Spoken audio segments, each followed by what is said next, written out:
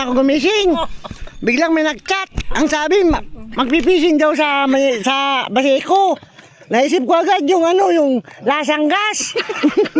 Kaya ang sabi ko, kaya Anthony, palagka, punta tayo Lubo. Sabi niya, sige. Pumalag, ngayon. Bukya pa din. Wala kaming huli, ayan lang, noodles.